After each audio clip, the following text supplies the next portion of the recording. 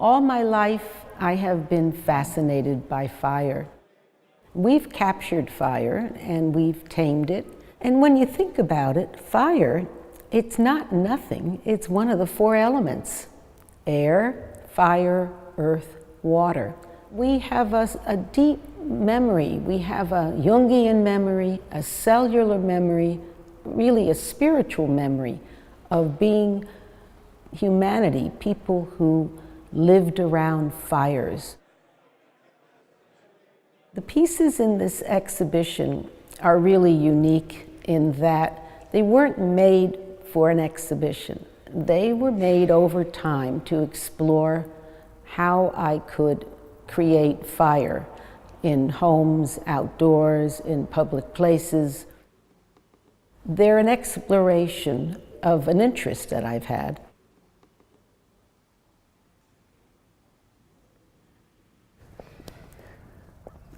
I think I've been attempting to create a body of work over a lifetime that flies in the face of what was being presented to me that I didn't connect to.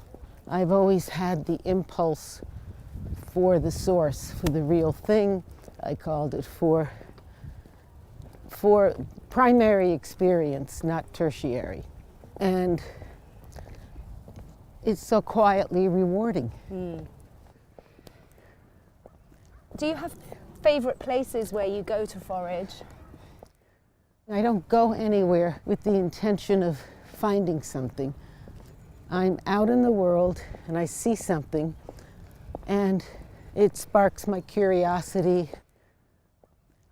Neurologically, we're wired that way.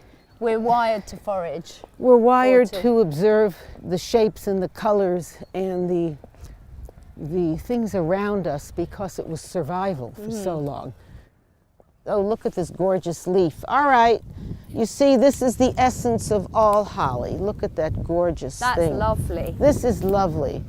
This is really lovely. I am very happy now, you see. I remember when I moved to New York and everybody said art is about energy, but they didn't say what kind of energy. You know, positive energy, negative energy. Of course, we have both, but it seems the last 60 years have been about deconstruction and irony.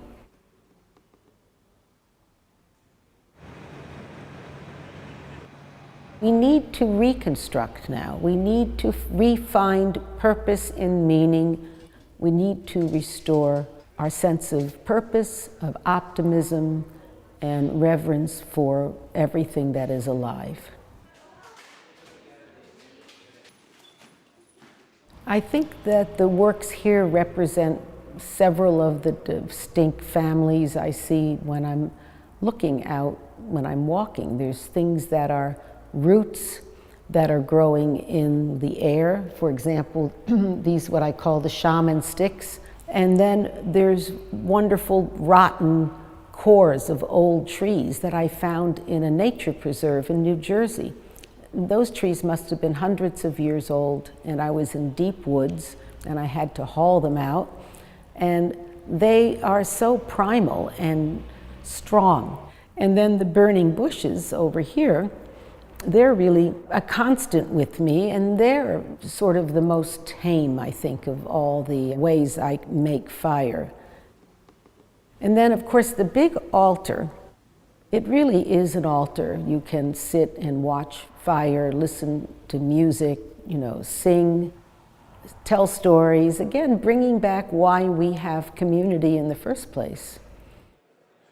I hope when the candles are lit and people are pressing their noses against the glass, that it brings up, it evokes very primal and old memories they had forgotten or didn't know they have, that it stirs something in them and reminds them where we came from, and hopefully that'll help focus where we're going.